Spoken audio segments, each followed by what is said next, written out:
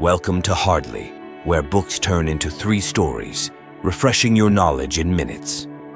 Today we listen to Isabel Wilkerson's Caste, The Origins of Our Discontents, in which we probe into the unseen hierarchy that shapes American society, rooted in centuries of entrenched caste systems and their devastating consequences.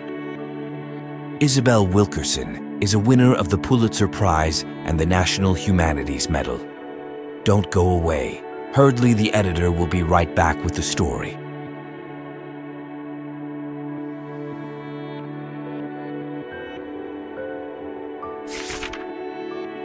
One of the most striking stories in the book is the tale of an African-American man in the 1940s named Dr. Charles Drew, a pioneer in the field of blood transfusions. Dr. Drew's work was groundbreaking. He helped set up blood banks during World War II, saving countless lives. Despite his expertise and contributions, he faced systemic discrimination. On one fateful night, Dr. Drew was involved in a car accident in the segregated South. Ironically, the man who revolutionized blood storage and transfusion was denied access to the nearest hospital because of his race.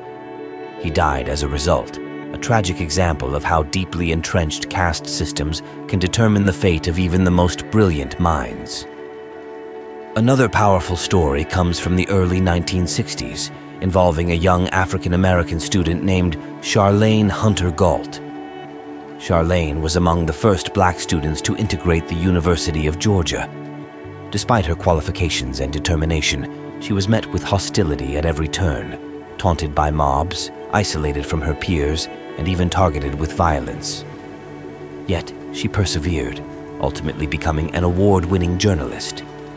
Her story highlights the invisible barriers that caste imposes, where one's abilities and ambitions are stifled by an unspoken social order that dictates who belongs where. A third story that vividly illustrates the unseen hierarchy involves the case of a Black World War II veteran named Isaac Woodard. In 1946, while still in uniform, Woodard was brutally beaten and blinded by police officers in South Carolina after he requested to use a restroom. His case became a national scandal, not because of the brutality itself, such acts were tragically common, but because Woodard's status as a soldier clashed with the expectations of his caste. This event catalyzed a shift in public consciousness, highlighting the violent enforcement of caste boundaries, even against those who had served their country. These stories, Dr. Drew's tragic death, Charlene's struggle for education, and Isaac Woodard's blinding, paint a clear picture of how caste systems operate beneath the surface of society. They are invisible chains that bind individuals to predetermined roles, regardless of their talents, achievements, or aspirations. The caste system doesn't just dictate who has access to resources or opportunities. It molds every interaction, every decision, and every aspect of life. Caste also infiltrates the way we perceive ourselves and others, shaping identity in ways that often go unnoticed. This hierarchy is internalized by both the oppressors and the oppressed, leading to a self-fulfilling prophecy where individuals unconsciously conform to the roles they've been assigned. The impact is profound, influencing not only individual lives, but the collective psyche of a society. One cannot underestimate how the normalization of such a system perpetuates inequality across generations, making it harder to break free from these invisible chains. The book emphasizes that caste is not just about social status or economic inequality. It's about the very essence of how a society is structured. This hierarchy assigns worth to people based on arbitrary characteristics like race, keeping the dominant group in power while ensuring that those at the bottom remain there. As the book illustrates through these stories, caste is not an outdated concept, but a living, breathing system that continues to influence American life. One particularly poignant passage from the book states, "Caste is the infrastructure of our divisions, the unseen architecture of human hierarchy, the invisible guide to how we interact with each other." This quote encapsulates the central argument. Caste is the undercurrent that shapes social interactions and policies, often without us even realizing it. The book argues that to understand American society, one must recognize the existence of this caste system. It's not enough to focus on individual acts of racism or discrimination. We must see the larger structure that perpetuates these acts. The caste system operates like an invisible program, influencing behavior, beliefs, and social norms, often leading to tragic outcomes, as seen in the stories of Dr. Drew, Charlene, and Isaac Woodard. Understanding this system allows us to see beyond the surface level of social issues. It helps us recognize that the struggles of marginalized groups are not just about overcoming individual prejudices, but dismantling a deeply entrenched social order.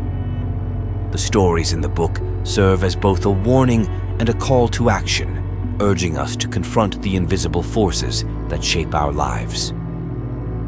As the editor of Hardly, understanding these stories and their implications encourages us to rethink our roles within society. By recognizing and addressing the hidden structures of caste, we can strive for a future where individuals are judged by their merits and character, not by the arbitrary labels imposed upon them. It reminds us that true progress begins with the courage to see the unseen and to challenge the norms that no longer serve a just society.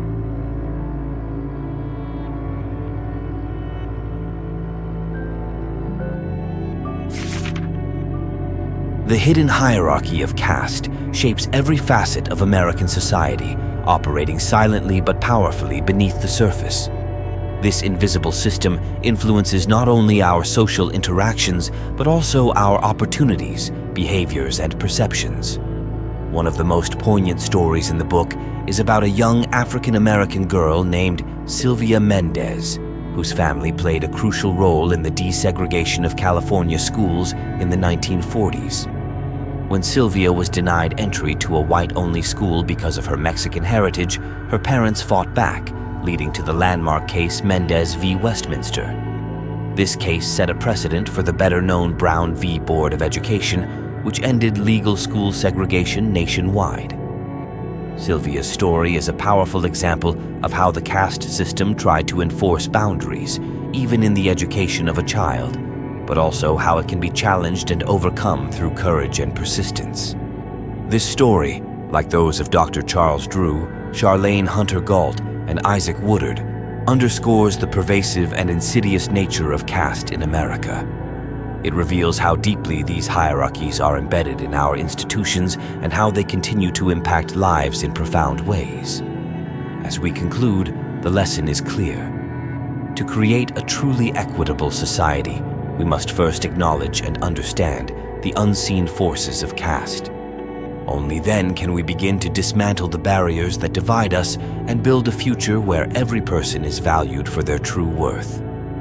As the editor of Hardly, recognizing these truths pushes us to imagine a world where the invisible chains of caste are finally broken and everyone can stand on equal ground.